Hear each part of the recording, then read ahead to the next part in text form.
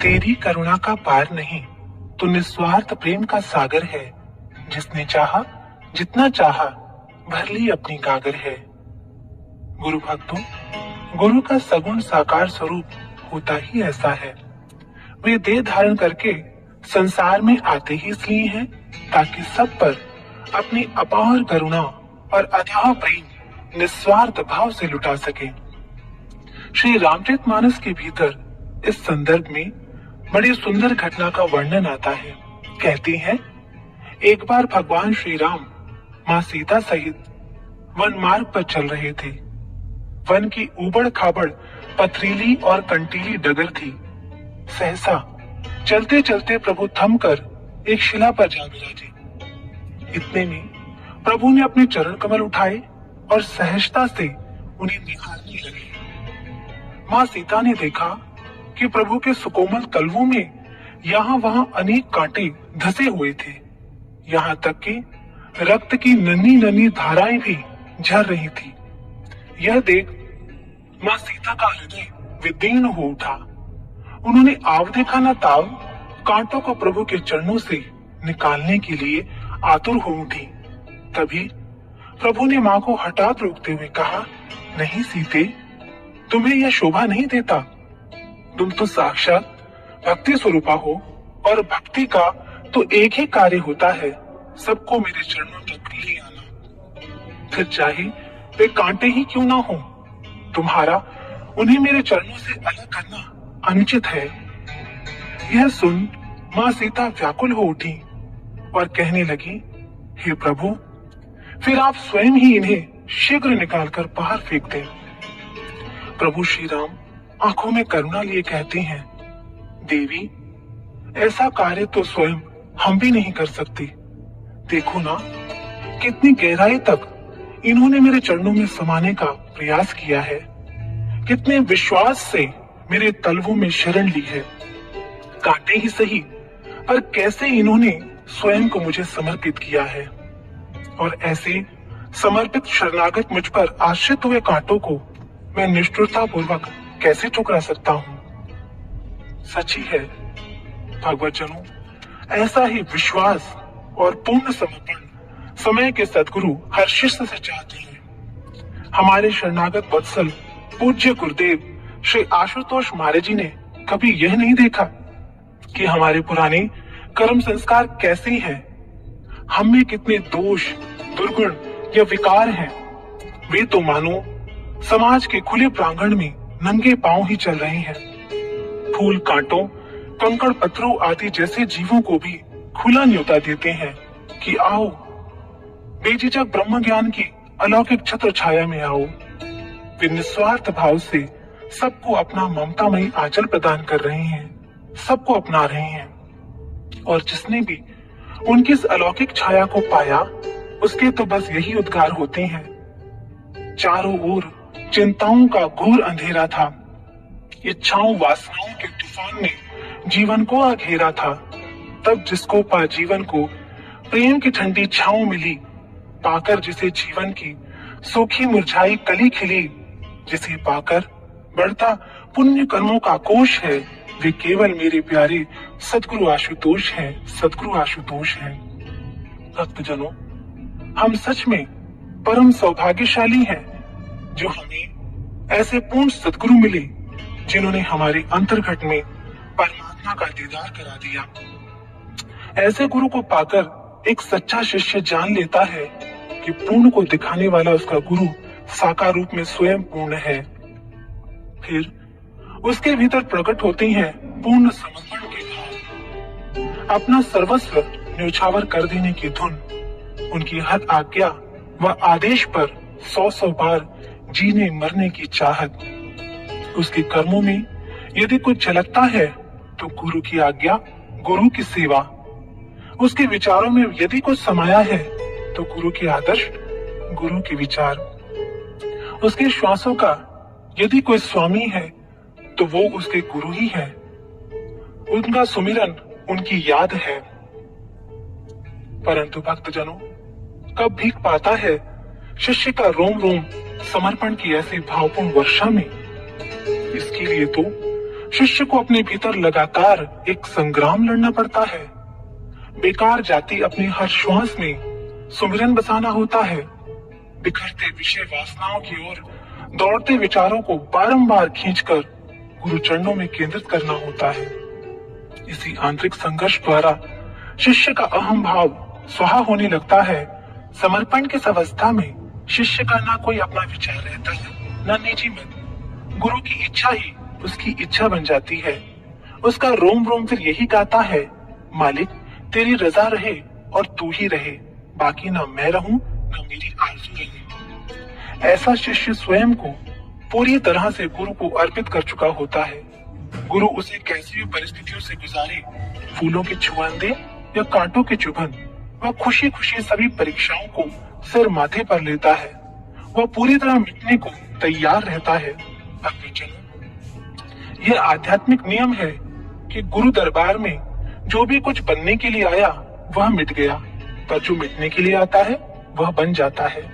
ठीक उसी प्रकार जैसे मिट्टी जब कुम्हार के हाथों में आती है तो वह उसे गूंथता है, पैरों तले रौंदता है, गढ़ता है और अंततः भट्टी तक में बना देता है। वह उस अग्नि परीक्षा से भी चुपचाप गुजर जाती है।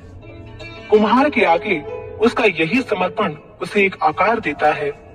पैरों तले रौंदे जाने वाली यही मिट्टी फिर घड़े रूप में लोगों के सिर पर स्थान पाती है। ठीक इसी प्रकार सद्गुरु भी शिष्य के अर्थहीन जीवन का सार्थक निर्माण करते हैं और वह धीरे धीरे गुरु के साथ एक रूप होने लगते हैं और अंततः पूरी तरह वह शिष्य गुरुमय ही हो जाता है।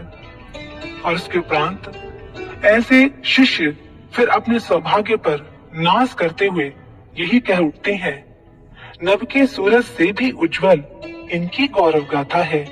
सद्गुरु की क्या करूं बढ़ाई, शब्द नहीं कोई आता है।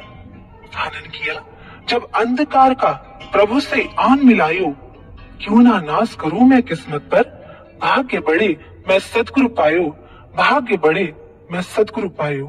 भाइयों और बहनों, अभी हमने जो एक भजन श्रवण किया वो बेसिकली कबीर दास जी की एक वाणी है। वाणी तो कबीर जी की है, लेकिन इसमें अलग अलग कालखंडों में प्रकट हुए उन सभी पूर्ण आध्यात्मिक पुरुषों, संतों, सद्गुरुओं के स्वर सम्मिलित हैं, भाव सम्मिलित हैं, जो समाज को एक रास्ता, एक पंथ दिखाने आई। महाजनों येन गतः स पंथा, जिस पंथ से, जिस रास्ते से विश्व के सभी महाजन महापुरुष गुजरे और अपने पीछे समाज को चलाया, वो एक रास्ता है आत्मज्ञान का, ब्रह्म ज्ञान का, जिसे गीता में कहा गया राज विद्या राजगुह्यम, means king of all knowledge, supreme sovereign secret. इस परम रहस्यमयी राज विद्या, ब्रह्म ज्ञान को कबीर दास जी अपनी वाणी में हमारे सामने खोल कर रख रहे हैं। आइए हम उनकी वाणी को स्टेंजा बाय स्टेंजा सुनते हैं और उसे समझने की कोशिश करते हैं। पहली दो लाइंस में कबीर जी कहते हैं, सतगुरु ऐसा खेल दिखाया, मोहे देख अचंभा आया, नाभ कमल से पकड़ा हमको, 10वां द्वार लंघाया।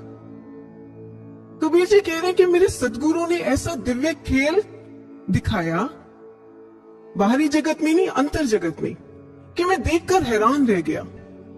क्या खेल दिखाया? नाभ कमल से पकड़ा हमको, 10वां द्वार लंघाया। ये नाभ कमल क्या होता है?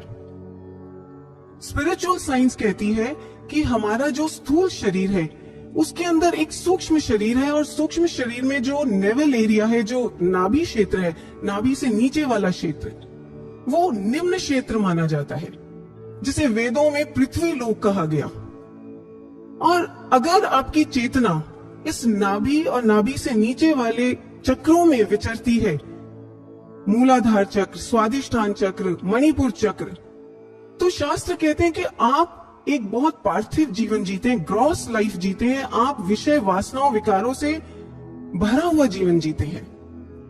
लेकिन इसी सूक्ष्म शरीर में यहां ऊपर इस भ्रिकुटी पर जहां बिंदी लगाते हैं, यहाँ एक और चक्र है जिसे आज्ञा चक्र कहते हैं। और कबीरदास जी इस आज्ञा चक्र को अपनी वाणी में 10वां द्वार कह रहे हैं। वेदों में इस क्षेत्र को, आज्ञा चक्र वाले क्षेत्र को देवलोक कहा गया, अंतरिक्ष लोक कहा गया, आकाश लोक कहा गया।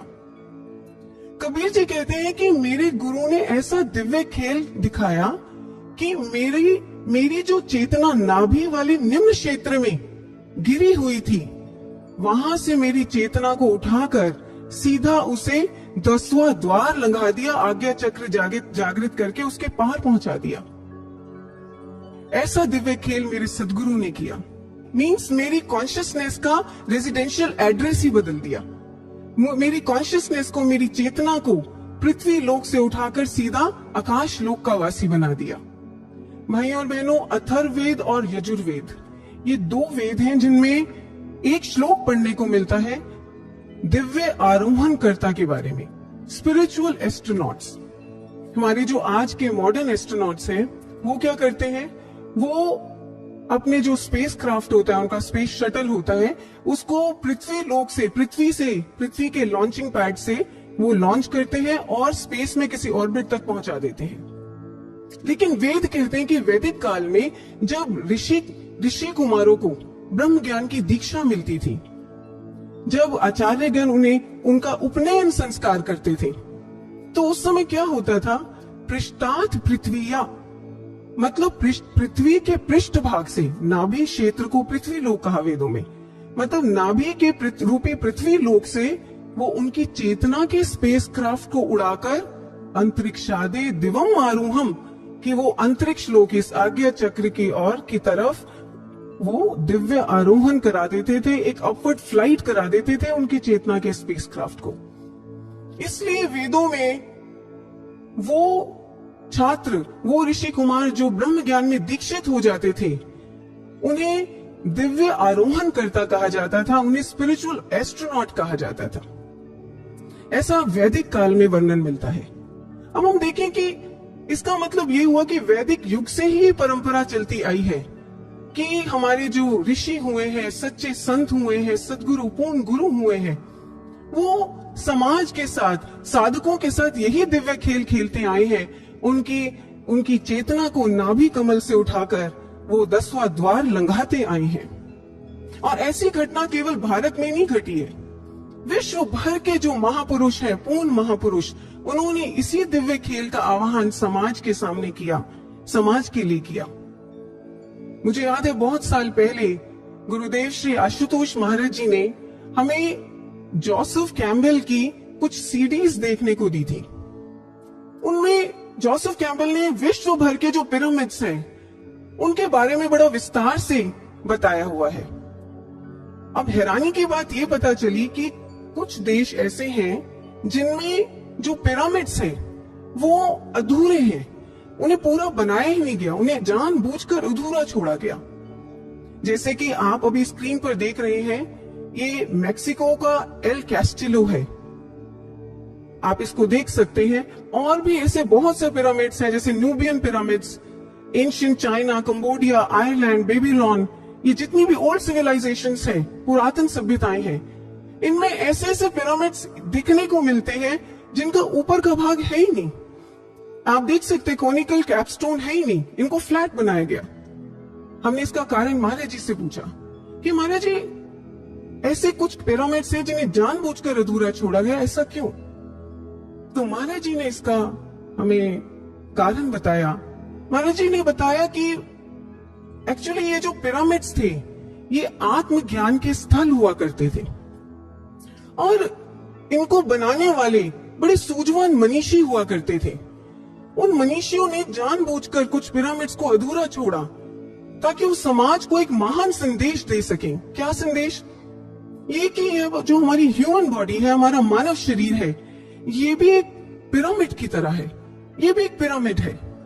और अगर इस शरीर में रहते रहते हमारी जो चेतना है वो सिर्फ नाभि और नाभि से नीचे वाले क्षेत्र में रहती है, निम्न क्षेत्र में रहती है, हम वासनाओं से भरा पार्थिव जीवन जीते हैं और इस ऊपर वाले आज्ञा चक्र को जागृत नहीं कराते, दसम द्वार को नहीं एक्टिवेट कराते, तो ऐसे में हम भी इन पिरामिड्स की तरह एक अधूरा, हमारा अस्तित्व भी इन पिरामिड्स की तरह अधूरा है।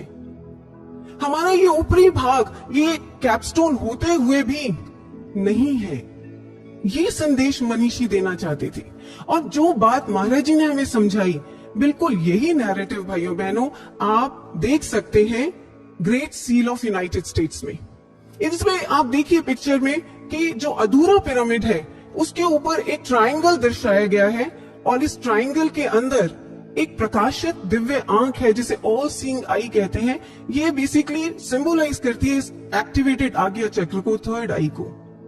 तो देखिए जो मनीषी थे, जो पिरामिड्स बनाने वाले, जिन्होंने अनफिनिश्ड पिरामिड्स छोड़े, उनका यही भाव था। वो हमें समझाना चाहते थे कि हम एक पूर्ण गुरु की खोज करें और उनसे ब्रह्म ज्ञान की दीक्षा लें, और दीक्षा लेने के बाद अपने ये जो ऊपरी भाग है कैपस्टोन एरिया, यहाँ पर उस आज्ञा चक्र को जागृत कराएं, दिव्य आंख को जागृत, दशम द्वार खुलवाएं, और उसके बाद वही गुरु सत्ता हमारी चेतना को नाभ कमल से उठाकर इस 10वें द्वार पर स्थित करेगी। ये संदेश वो देना चाहते थे। यहां पर एक कंफ्यूजन की स्थिति भी रहती है समाज में, जो हम आपके सामने रखना चाहेंगे। बहुत से ऐसे आज मेडिटेशन सेंटर्स हैं, या हम कह सकते हैं सो कॉल्ड गुरुज हैं, वो आपको थर्ड आई मेडिटेशन सिखाते हैं, आज्ञा चक्र से संबंधित साधनाएं सिखाते हैं। लेकिन भाइयों बहनों, यहां पर क्या सिखाया जाता है कि आप अपने माइंड को इस आज्ञा चक्र पर, थर्ड आई पर फोकस करें, बस इतना सिखाया जाता है। लेकिन यहां हम कबीरदास जी की वाणी को, उनके शब्दों को अच्छे से समझें, उन्हें सुने। वो क्या कह रहे हैं? वो कह रहे हैं 10वां द्वार लंघाया। लंघाया का जो डिक्शनरी मीनिंग होता है वो होता है कि आपके कोई बाउंड्री है या कोई बंद दरवाजा है, आप उस बंद दरवाजे को खोलकर उसके पार चले जाएं, उस बाउंड्री के पार चले जाएं, आप उस दरवाजे में प्रवेश कर जाएं। ये होता है लांघना। लेकिन आज के युग में आप देखिए कि जितनी भी आज्ञा चक्र पर आधारित साधनाएं हैं, प्रचलित प्रेवलेंट साधनाएं हैं, मेडिटेशन से, वो सब कैसी हैं? वो ऐसी हैं जैसे आपको एक बंद दरवाजे के आगे खड़ा कर दिया गया हो। अब ऐसे में आप उस दरवाजे को जितना मर्जी खटखटाते रहे, आप उसको कितना भी पुश करने की कोशिश करें, जिंदगी भर आप प्रयास करें, लेकिन वो दरवाजा नहीं खुलने वाला, और आपको आपका अंतर का घर नहीं मिलने वाला। ऐसे में इसलिए कबीरदास जी अपनी वाणी में कह रहे हैं कि ऐसे सदगुरु को खोजो। जब पूर्ण गुरु आपको ब्रह्म ज्ञान की दीक्षा देते हैं तो वो 10वां द्वार खोलते हैं, आज्ञा चक्र एक्टिवेट करते हैं, और हमारी चेतना को उसके अंदर प्रवेश कराते हैं, हमारी चेतना को उसके अंदर, उसके पार ले जाते हैं। और जब चेतना इसके अंदर प्रवेश करती है, देन द सेम सदगुरु मेक श्योर कि ये जो चेतना है मेरे साधक की, ये इस अंधेरे, इस जो अंतर जगत का नया घर है, इसमें अंधेरे में सुनसान निर्जन स्थल पर भूखी प्यासी कैसे रहेगी? तो ऐसे में वो क्या करते हैं? वो अंतर जगत के इस नए घर में चेतना के लिए अवेलेबल कराते हैं, उपलब्ध कराते हैं क्या? Electricity, light, sound, water. जैसे आप किसी बाहर के घर में शिफ्ट करते हैं, नए घर में आपको कुछ बेसिक नेसेसिटीज चाहिए होती हैं, आपको उपलब्ध होनी चाहिए वो नेसेसिटीज। ऐसे सदगुरु जब हमारी चेतना का रेजिडेंशियल एड्रेस इस आज्ञा चक्र को बनाते हैं, अंतर के घर में लेकर जाते हैं, तो वहां हमें डिवाइन नेसेसिटीज हमारे लिए उपलब्ध कराते हैं। ये बेसिकली जो डिवाइन एलिमेंट्स हैं, ये पदार्थ क्या है? दिव्य पदार्थ। इन्हीं के बारे में कबीरदास जी अपनी वाणी में अगले 2 पंक्तियों में हमने समझा रहे हैं। कबीर जी कहते हैं कि जिंदा योगी नाद बजावे, सत्य नाम पर का गाया, झिलमिल तारा मंदर से दिल का भरम गवाया। जब गुरुदेव हमें, पूर्ण गुरु हमें ब्रह्म ज्ञान की दीक्षा देते हैं, तो अंतर जगत के इस नए घर में सबसे पहले हमारे लिए प्रकट करते हैं इलेक्ट्रिसिटी। अगर बिजली नहीं होगी तो चेतना वहां पर रहेगी कैसे नए घर में? और ये इलेक्ट्रिसिटी क्या है? बेसिकली आदि नाम, ईश्वर का सच्चा नाम, सत नाम। बचपन से हम यही समझते आए थे कि हमें ईश्वर का जो भी रूप प्यारा लगे, बस आप उसी रूप का नाम चुन लो कोई और उसे जप लो। ओम नमः शिवाय, ओम नमो भगवते वासुदेवाय नमः, हरे रामा हरे कृष्णा, जय माता दी। लेकिन नहीं भाइयों बहनों, स्पिरिचुअल साइंस कहती है, अध्यात्म विज्ञान कहता है कि ये ईश्वर के सच्चे नाम नहीं है, क्योंकि ये ईश्वर के गुणवाचक नाम है, क्वालिटेटिव नेम्स हैं। सच्चा नाम क्या है? स्पिरिचुअल साइंस कहते हैं कि क्योंकि ईश्वर और उसका नाम, ध्यान से सुनिए, क्योंकि ईश्वर और उसका नाम सृष्टि के आरंभ में भी था, जब कोई लैंग्वेजेस नहीं थी, ह्यूमन सिविलाइजेशन नहीं थी, तब भी वो नाम था। इसलिए ईश्वर का नाम होना चाहिए एक अनरिटन एंड अनस्पोकन वर्ड, जिसे किसी भी भाषा में ना लिखा जा सकता हो ना बोला जा सकता हो। एक बहुत ही पहुंचे हुए संत हुए हैं, संत चरणदास जी। वो अपनी वाणी में कहते हैं, जब मैं सतगुरु शरणी आया, बिन रसना बिन अक्षर वाणी ऐसो नाम सुनाया।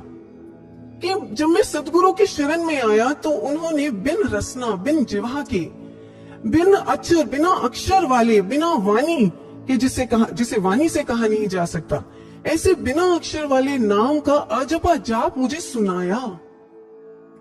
संत दरिया कहते हैं, नाम नी अक्षर निर्मल डोरी, कि नाम नी अक्षर, अक्षर रहित है नाम। आप उसको दुनिया के किसी भी प्रकार के अल्फाबेट्स, वर्णमाला में आप उसको व्यक्त नहीं कर सकते। फिर बेसिकली क्या है ये नाम? अक्षर रहित नाम क्या है ये? जो अनुभवी गुरु हुए हैं, संत हुए हैं, वो बताते हैं कि ये जो नाम है, ईश्वर का सच्चा नाम, ये एक प्रकार की प्राइमोर्डियल वाइब्रेशन है, एक ऐसी दिव्य तरंग जो सृष्टि की रचना से पहले भी थी, जिसे ग्रीक लैंग्वेज में कहा जाता है लोगास, हिब्रू में कहा जाता है मेमरा। लोगास और मेमरा, ये जो दोनों शब्द हैं, इनका मतलब होता है the creating and controlling principle of the universe. मतलब एक ऐसी दिव्य तरंग, आदि तरंग, जो संपूर्ण ब्रह्मांड की रचना करने के बाद, सृष्टि की रचना करने के बाद हमारी श्वासों में आकर बस गई, हमारे प्राणों में आकर समा गई। और इसलिए वेदों में ईश्वर के नाम के लिए कहा गया प्राणस्य प्राणः, वो प्राणों का प्राण है, वो ब्रेथ ऑफ ब्रेथ्स है। सूफी सेंट रूमी कहते हैं, वो जाने जान है, वो हमारी जान के अंदर की जान है। अब यहां भी एक डाउट है, कंफ्यूजन की स्थिति समाज में जो बनी हुई है, उसको भी हम यहां क्लियर करना चाहते हैं।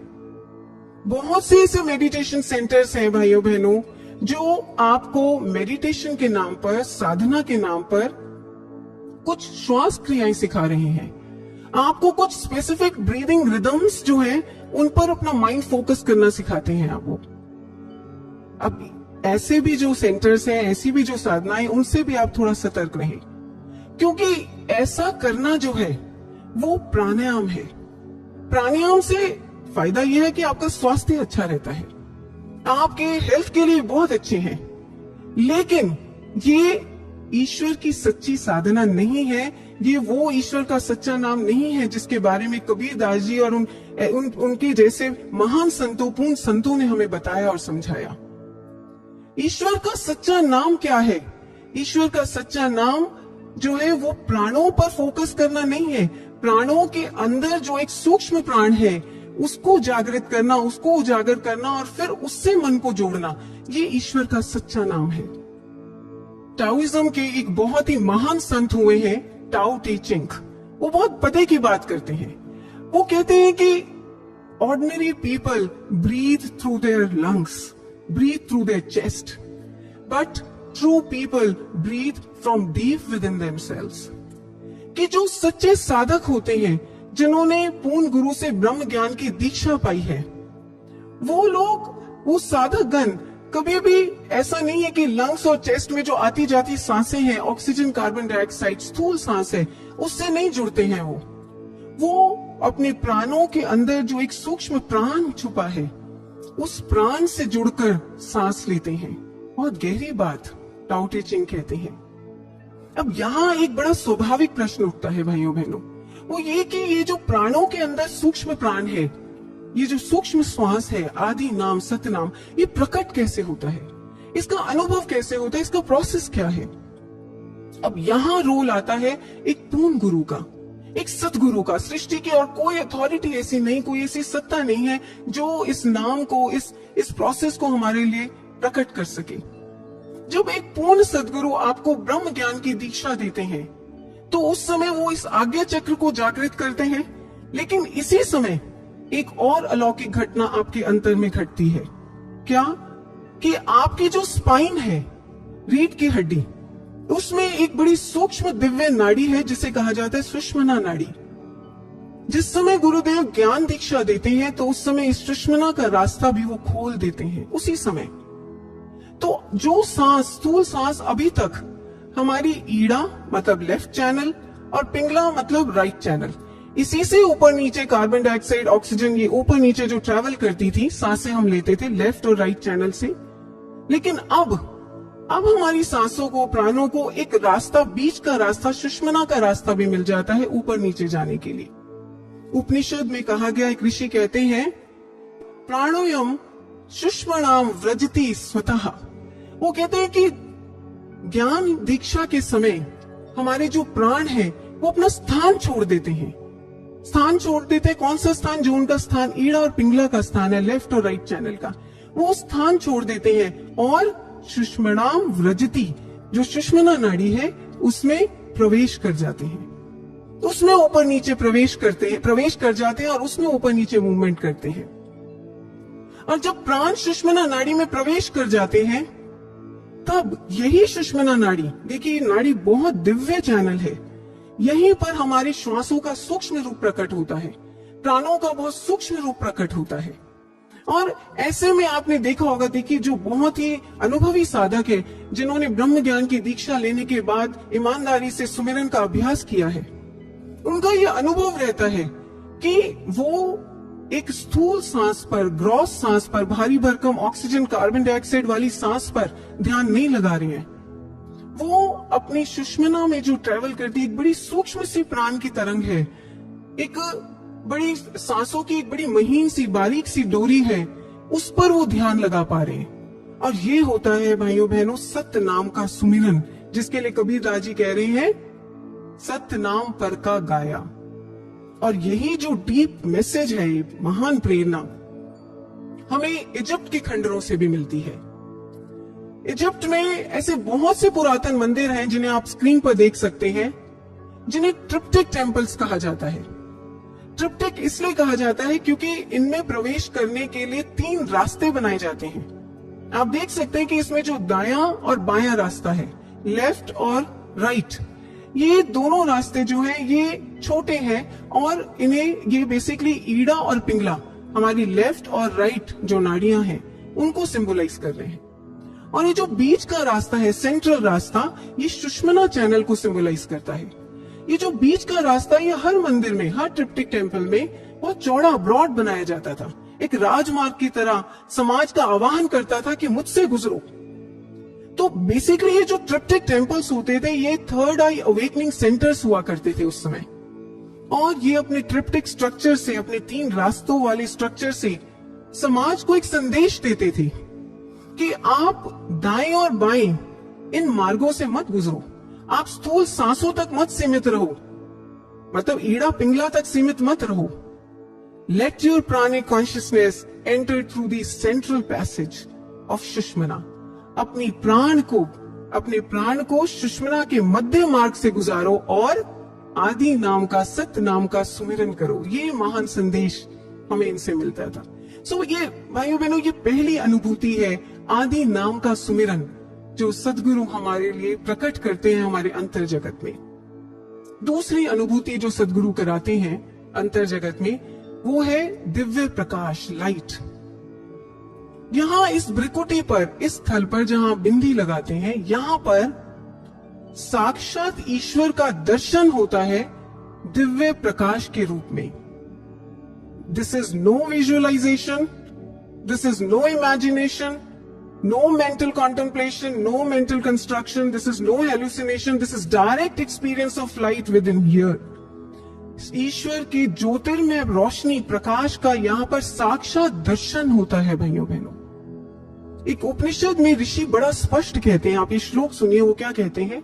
वो कहते हैं चक्षुर मध्यगत, ये जो चक्षु हैं इनके मध्य, चक्षुर मध्यगत ज्योति स्थलम, एक ज्योति स्थल है यहाँ पर। और ये जो ज्योति स्थल है जहां पर जगमग ज्योतिर्मय प्रकाश हो रहा है ईश्वर का, विलोक्य अंतर्दृष्टया, आप अंतर्दृष्टि से, थर्ड आई से, दिव्य दृष्टि से विलोक्य इसका दर्शन कर सकते हैं, इसका साक्षात अनुभव कर सकते हैं। और इसका दर्शन करने के बाद निरतिशय सुखम प्राप्त होती, कि आपको अवर्णनीय सुख की, आनंद की प्राप्ति होती है। इतना स्पष्ट हमारे उपनिषदों में ऋषियों ने कहा कि ईश्वर देखा जाता है प्रकाश रूप में इस स्थल पर दिव्य दृष्टि के द्वारा। लेकिन फिर भी समाज में हमेशा इस कॉन्सेप्ट को लेकर एक भ्रम की स्थिति बनी रहती, एक संशय बना रहता है। एक बार एक विद्वान श्री गुरुदेव आशुतोष महाराज जी के पास आए और उन्होंने महाराज जी के सामने अपना एक संशय रखा। वो कहते हैं कि महाराज जी, आपकी संस्था ये क्लेम करती है कि आप लोग ब्रह्म ज्ञान की दीक्षा के समय ही ये इस स्थल पर ईश्वर का प्रकाश दिखा देते हैं, ईश्वर का साक्षात दर्शन करा देते हैं। लेकिन ये कैसे संभव है? ईश्वर तो निराकार है, परमात्मा तो निराकार है, और निराकार का दर्शन कैसे हो सकता है? तो महाराज जी ने उन विद्वान को बहुत ही शास्त्र सम्मत उत्तर दिया। महाराज जी कहते हैं कि निराकार का अर्थ होता है जिसका कोई आकार नहीं है, और प्रकाश का भी कोई आकार नहीं होता। इसलिए गुरु जब ब्रह्म ज्ञान की दीक्षा देते हैं तो वही निराकार सत्ता इस अंतर जगत में प्रकाश रूप में प्रकट होकर दर्शन देती है, साक्षात उपलब्ध होती है प्रकाश रूप में और दर्शन देती है। ये नियम है, आध्यात्मिक नियम है। ऐसे ही ठाकुर रामकृष्ण परमहंस जिन्होंने स्वामी विवेकानंद, ब्रह्मानंद जी ऐसे शिष्यों को ब्रह्म ज्ञान दिया और ईश्वर दिखाया, प्रकाश दिखाया, वो भी डंके की चोट पर समाज को कहते थे। वो कहते थे कि my disciples are like plants who grow fruits first and then flowers. मेरे शिष्य ऐसे पौधे हैं जिन पर पहले फल लगता है और फिर फूल उगता है। समाज उनसे पूछता था कि ठाकुर इसका अर्थ क्या है, तो बताते थे कि मेरे शिष्य पहले ईश्वर का दर्शन करते हैं, प्रकाश की साक्षात अनुभूति करते हैं, और उसके बाद वो ईश्वर के नाम की महिमा गाते हैं, उसका गुणगान करते हैं। इस तरह भाइयों बहनों, हर महापुरुष ने जो पूर्ण सद्गुरु हुए, उन्होंने समाज के समक्ष एक खुला आह्वान किया कि आओ हमारे पास और ब्रह्म ज्ञान की दीक्षा लेकर अंतर जगत में साक्षात ईश्वर का दर्शन करो प्रकाश रूप में। लेकिन यहाँ पर हम एक डाउट लेना चाहेंगे जो अक्सर इंटेलेक्चुअल सोसाइटी, बुद्धिजीवी समाज उठाता है। वो लोग कहते हैं कि प्रकाश देखने से, ईश्वर को देखने से क्या हो जाएगा? We are not interested to see God. हमें तो बस एक मेडिटेशन टेक्निक सिखा दें आप, जिससे हमारा माइंड जो है वो फोकस रहे, पॉजिटिव रहे, हेल्दी रहे, दैट्स इट। ईश्वर नहीं देखना हमने, उससे क्या होगा? बट ब्रदर्स एंड सिस्टर्स, आप जैसा चाहते हैं उससे उल्टा आप सोच रहे हैं और कह रहे हैं। आप इस बात को साइंटिफिकली समझें। आप मानते हैं कि इस पृथ्वी में एक गुरुत्वाकर्षण है, एक ग्रेविटेशनल फोर्स काम कर रहा है जो हर स्थूल ऑब्जेक्ट को नीचे पृथ्वी की ओर खींचता है। ये बात फिजिक्स कहती है। लेकिन मेटाफिजिक्स कहती है, अध्यात्म विज्ञान कहता है कि एक और गुरुत्वाकर्षण है जो आपके मन पर काम करता है, आपके मन को नीचे की दिशा की ओर खींचता है। आपके शरीर में ये जो नाभि चक्र है, उससे नीचे के जो चक्र है, नाभि मंडल है, यहां पर हमेशा आप देखेंगे आपका मन इसी दिशा, निचली दिशा की ओर जाएगा, और इन्हीं चक्रों में नीचे नाभि क्षेत्र से नीचे वाला जो मंडल है, निम्न मंडल, इसमें बार बार गिरता है। और हमारा मन जब इस निम्न क्षेत्र में गिरता है तो कभी भी वो कुछ अच्छा नहीं सोच सकता, वो कभी कुछ पॉजिटिव नहीं सोच सकता, क्योंकि ये जो निम्न क्षेत्र है, यहां पर गिरा हुआ मन हमेशा नेगेटिविटी से, डिप्रेशन से, एडिक्शन से, वासनाओं से, विकारों से, नकारात्मकताओं से ही घिरा रहेगा। आप इस नीचे वाले क्षेत्र को आप कह सकते हैं south pole, negative south pole. आप चाहे कितना भी विल पावर का जोर लगा लें, आप कितनी भी संकल्प शक्ति लगा लें कि मैं अपने मन को ऊपर उठा लूं, आप अपने मन को पॉजिटिव बनाने के लिए उसको कितना भी सिखा पढ़ा समझा लें, आप उसको कहें कि नहीं तुझे अच्छा सोचना है, तुझे पॉजिटिव सोचना है, और आप उसको गोल गोल की घुट्टी पिला दें बेशक, लेकिन फिर भी कुछ समय के बाद आप देखेंगे कि आपका मन फिर नीचे की दिशा की ओर गिर रहा है। साउथ पोल का गुरुत्वाकर्षण उसको फिर नीचे की ओर खींच रहा है। ऐसे में सॉल्यूशन क्या है? सॉल्यूशन एक ही है कि हम नीचे वाला जो नेगेटिव साउथ पोल है उसके अगेंस्ट, उसके विपरीत यहां ऊपर एक नॉर्थ पोल क्रिएट कर दें, और ऐसा नॉर्थ पोल जो इस नीचे वाले साउथ पोल से ज्यादा पावरफुल हो, ज्यादा स्ट्रांग हो। आपको बता दें कि जब गुरुदेव, पूर्ण गुरु आपको ब्रह्म ज्ञान की दीक्षा देते हैं, तो उस समय वो जब ये आज्ञा चक्र जागृत करते हैं और यहां पर दिव्य प्रकाश प्रकट करते हैं, दिव्य अनुभूतियां प्रकट करते हैं, तो बेसिकली साइंटिफिकली स्पीकिंग वो यहां पर वो जो स्ट्रॉन्ग नॉर्थ पोल है उसी को क्रिएट कर रहे होते हैं, उसका निर्माण कर रहे होते हैं। अब ज्ञान दीक्षा के बाद जब जब आप ध्यान लगाते हैं, मेडिटेशन करते हैं, आप अपने माइंड को इस यहाँ पर इस स्थल पर फोकस करते हैं, तो आप अनुभव करते हैं थोड़े से अभ्यास के बाद ही, क्योंकि नॉर्थ पोल यहाँ पर है, आप अब थोड़े से अभ्यास के बाद आपको ये अनुभव होने लगता है कि ये एक बहुत ही स्ट्रॉन्ग इलेक्ट्रोमैग्नेटिक फील्ड यहाँ पर है, जिसमें एक बड़ा पावरफुल दिव्य आकर्षण है, और ऐसा दिव्य आकर्षण जो नीचे वाले साउथ पोल के गुरुत्वाकर्षण से कई कई गुना ज्यादा है।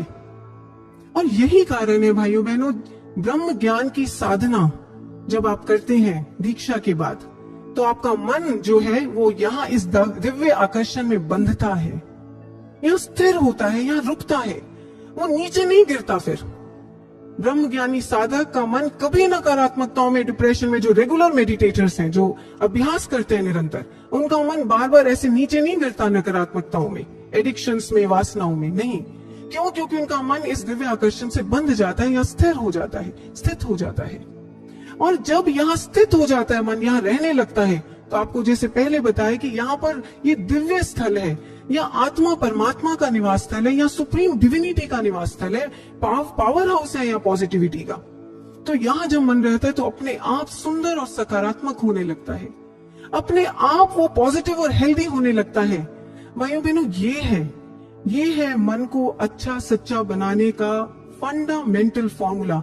और समाज में कोई ऐसा मॉडल नहीं, कोई ऐसे एल्गोरिथम नहीं, कोई ऐसा सिस्टम नहीं, कोई और टेक्निक नहीं है जिससे आप अपने मन को सुंदर, सकारात्मक, स्वस्थ बना सके परमानेंटली। इसलिए वेदों में, उपनिषदों में कहा गया, तद दर्शनम सदाचार्य मूलम। सदाचार का मूल, फंडामेंटल जो कॉन्सेप्ट है, कार्डिनल प्रिंसिपल है, वो क्या? तद दर्शनम, ईश्वर का दर्शन, प्रकाश का दर्शन। ये दूसरी अनुभूति है जो पूर्ण गुरु हमारे अंतर जगत में हमारे लिए उपलब्ध कराते हैं, जिसका हमें अनुभव कराते हैं। तीसरी अनुभूति वो है ब्रह्मनाद, कॉस्मिक म्यूजिक। शिव पुराण कहता है कि बादलों की गड़गड़ाहट, बांसुरी की मीठी धुन, घुंघरू और घंटियों की रुंझुन, वीणा की झनकार, मृदंग और ढोल का महानाद, झरने और नदियों की कलकल, ऐसी अनेक अनेक ध्वनियां, अनेक अनेक जो मेलोडियस सिम्फनीज हैं, वो आपको अपने अंतर जगत में बजती हुई सुनाई देती हैं। बिना बजाए निश्चिन बाजे, घंटा शंख नगाड़े रे, बहरा सुन सुन मस्त होते हैं, तन की सुधी बिसारे रे। एक व्यक्ति जिसके पास श्रवण शक्ति भी नहीं है, वो भी इन ध्वनियों को, अंतर जगत की ब्रह्मनाद को सुन सकता है। कहां सुन सकता है एग्जैक्टली? इस क्षेत्र में, गगन मंडल। बुद्धिज्म में इस क्षेत्र को, गगन मंडल को एक विशेष नाम दिया गया। वो कहते हैं सुखावती लोक, सुख देने वाला लोक। एक ग्रंथ है बुद्धिज्म का, महायान ग्रंथ, सुखावती व्यू।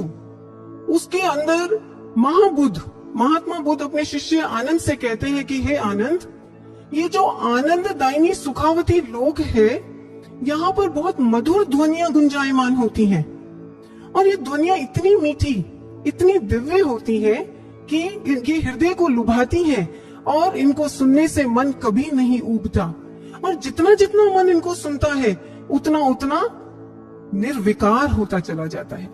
ये होता है ब्रह्मनाद को सुनने का प्रभाव। भाइयों बहनों, ब्रह्मनाद की एक केस स्टडी की मैं स्वयं साक्षी रही हूं। बहुत साल पहले कॉलेज में मेरी अपनी ही एक क्लासमेट थी जिसे एक बहुत ही विचित्र मानसिक समस्या थी, मेंटल सिकनेस थी। वो ये कि वो बीच बीच में वॉशरूम में जाकर साबुन से अपने हाथ धोती रहती थी और कई बार तो कई 2-3 क्लासेस बंक करके घंटों वो हैंड वॉश ही करती रहती थी। तो उसको हमने ब्रह्म ज्ञान का संदेश दिया, उसने ब्रह्म ज्ञान की दीक्षा भी ले ली और दीक्षा लेने के बाद जब महाराज जी पंजाब से दिल्ली आए तो महाराज जी के दर्शन करने भी गई और महाराज जी को उसने अपनी समस्या बताई। तो महाराज जी ने उसकी समस्या सुनने के बाद महाराज जी बहुत गंभीर होकर बोले। महाराज जी कहते हैं कि ब्रह्मनाद का अभ्यास करो, ब्रह्मनाद सुनने का अभ्यास करो प्रतिदिन आधा घंटा। अब बीच में वो बहन कुछ ना कुछ कहने लगी। महाराज जी कहते कहा ना तुम्हें, ब्रह्मनाद सुनने का अभ्यास करो प्रतिदिन आधा घंटा। उस बहन ने उसी शाम से ब्रह्मनाद पर फोकस होकर साधना करनी शुरू की। और भाइयों बहनों, मैं स्वयं इस बात की विटनेस हूं कि 1 महीना भी पूरा नहीं हुआ था, 25-26 दिनों के अंदर ही उस बहन में इतना चेंज था कि फिर उसे किसी ने भी अकारण ऐसे हैंड वॉश करते हुए नहीं देखा और पूरे कॉलेज में इस बात की चर्चा हुई थी। तो ऐसा प्रभाव होता है ब्रह्मनाद सुनने का। और ऐसी एक नहीं अनगिनत केस स्टडीज है संस्थान के आर्काइव्स में, रिकॉर्ड्स में ब्रह्मनाद के प्रभाव की। तो इसलिए आज इस मंच से ये बात हम दावे के साथ कह सकते हैं कि इंसान की जितनी भी ये जो साइकोसोमैटिक डिसऑर्डर्स हैं, मानसिक समस्याएं हैं, साइकोफोबियाज हैं, साइकोफियर्स हैं, मनोरोग है, हमारे जो सबकॉन्शियस माइंड में, अवचेतन मन की गहराइयों में जो जमे हुए संस्कार हैं, जिन्हें आप किसी को बोलकर कह भी नहीं पाते हैं और जिनका इलाज आज विश्व के किसी साइकोलॉजिस्ट, साइकाइट्रिस्ट, थेरेपिस्ट के पास नहीं है, उन मानसिक समस्याओं का भाइयों बहनों एकमात्र अमोघ इलाज, अमोघ औषधि, अल्टीमेट पेनिसिया है ये ब्रह्मनाद की साधना। ब्रह्मनाद की साधना, ब्रह्मनाद की जो साधना है, ब्रह्मनाद बेसिकली हमारे मन पे काम कैसे करता है, उसको प्रोसेस क्या है, इसके बारे में नाद बिंदु उपनिषद हमें बताता है। ऋषि कहते हैं कि दुग्धा अम्बुवन, कि जैसे दूध और पानी आपस में मिल जाते हैं, पूरी तरह मिल जाते हैं, एक रूप हो जाते हैं, ऐसे ही नादे मना एकी भूयात, नाद और मन ये भी एकमिक हो जाते हैं, पूरी तरह घुल मिल जाते हैं। जितना जितना आप ब्रह्मनाद को सुनने का अभ्यास करते हैं उतना उतना आप पाते हैं कि आपका मन और नाद लय हो गया है।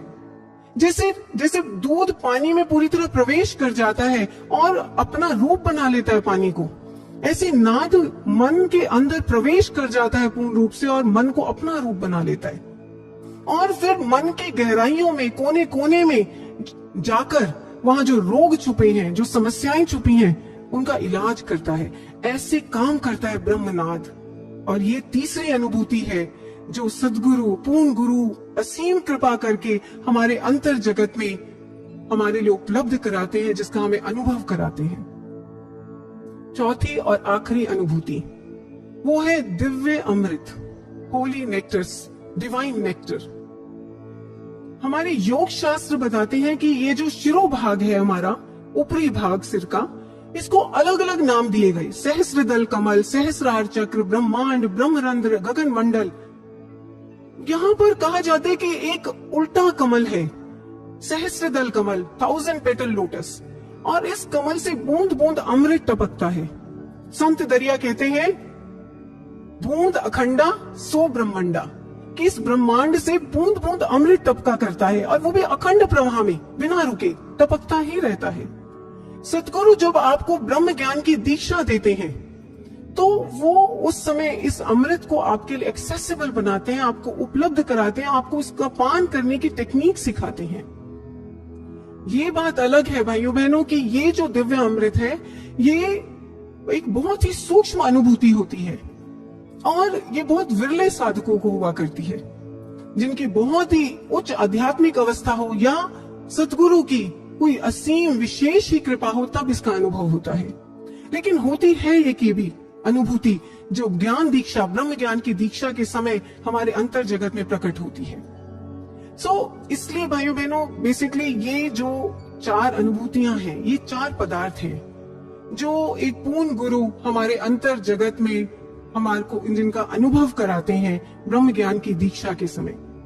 कई बार ऐसा हो सकता है कि ये चारों के चारों अनुभूतियां, चारों के चारों पदार्थों का आपको एक साथ अनुभव ना हो दीक्षा के समय, लेकिन एक ना एक अनुभूति अवश्य होती है।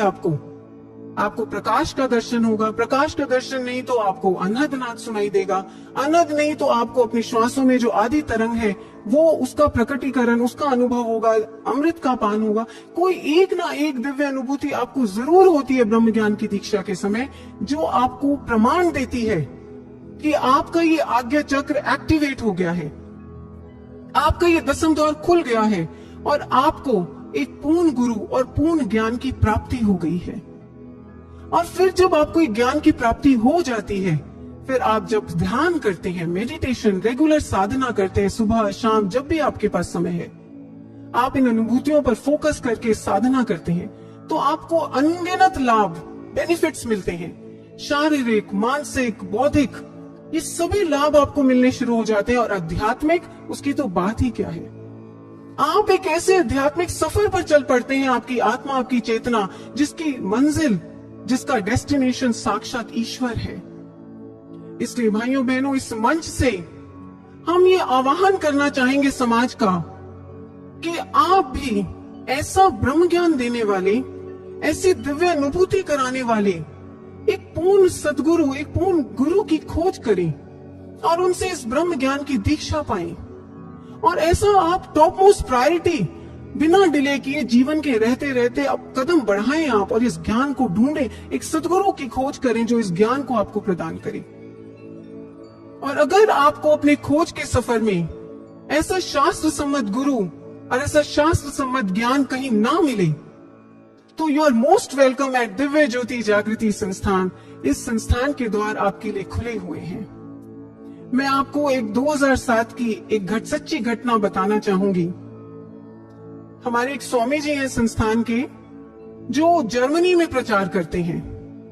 तो बताया करते हैं कि 2007 में जर्मनी की एक यूनिवर्सिटी ऑफ हैम्बर्ग में एक इंटर रिलीजियस कॉन्फ्रेंस हुई थी, जिसमें अलग अलग धार्मिक संगठन, स्पिरिचुअल ऑर्गेनाइजेशंस, धर्म संप्रदायों के जो रिप्रेजेंटेटिव्स थे वो सब आए थे।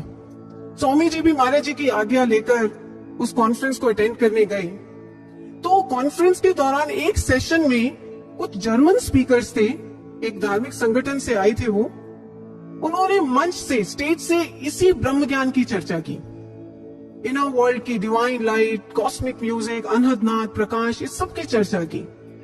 स्वामी जी को बड़ी क्यूरियोसिटी हुई, तो इसलिए इंटरवल में स्वामी जी वो जो रिप्रेजेंटेटिव्स थे उस संगठन के, उनसे जाकर मिले।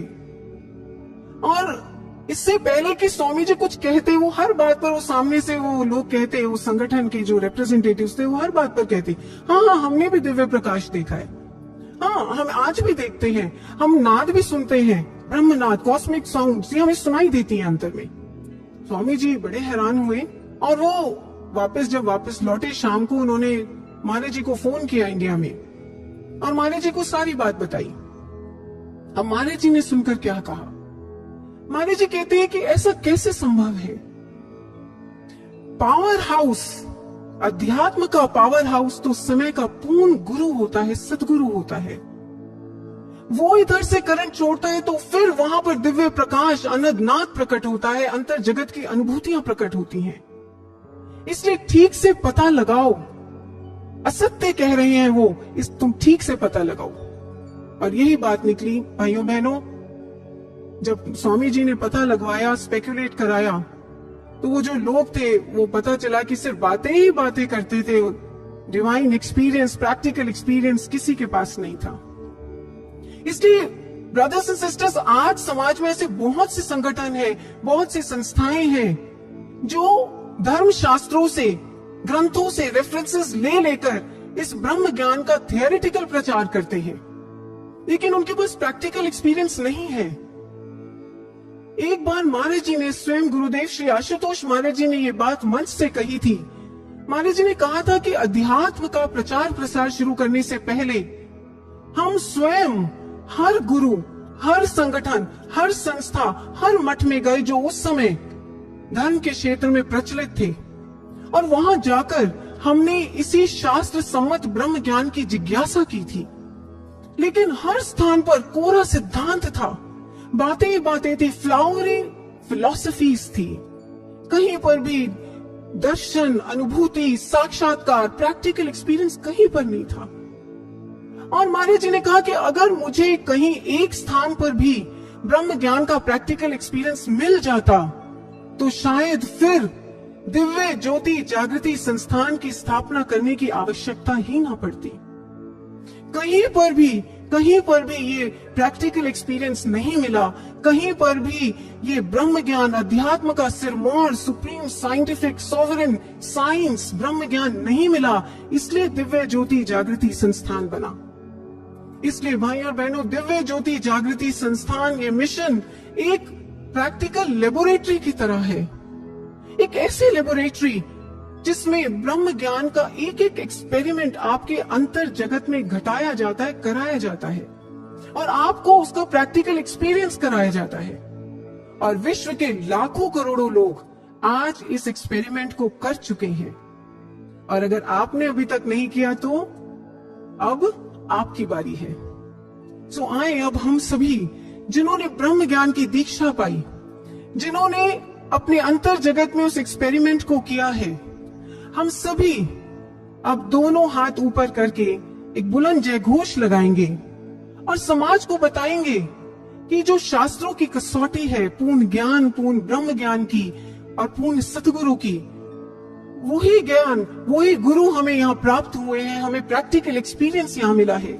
इसलिए संपूर्ण समाज को, विश्व के समस्त भाई बहनों को एक खुला निमंत्रण हम देंगे कि आए और वो इस परिवार से, दिव्य ज्योति परिवार से आकर जुड़े। सो बोलिए, ब्रह्म ज्ञान प्रदायक सदगुरु देव श्री आशुतोष महाराज जी की अंतर जगत में दिव्य प्रकाश का साक्षात दर्शन कराने वाले सदगुरु भगवान की, अनहद नाद सुनाने वाले, हमारे प्राणों में आदि नाम की तरंग प्रकटाने वाले सदगुरु स्वामी की।